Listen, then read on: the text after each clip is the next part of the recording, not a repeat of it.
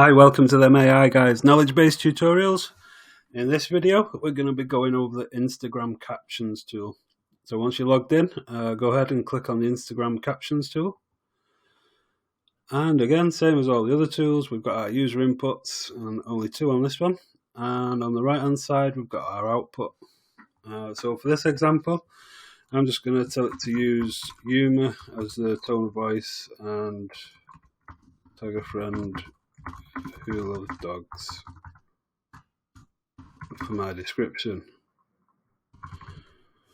Go ahead and click generate. And what this will do is it will spit out some Instagram captions, and it will have related emojis in there for you as well, along with hashtags.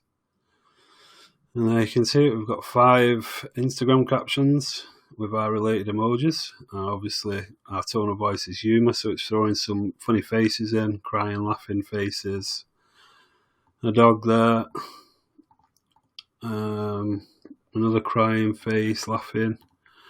So you can see it works, it's quick, it's easy, we copy and paste and it's over to Instagram.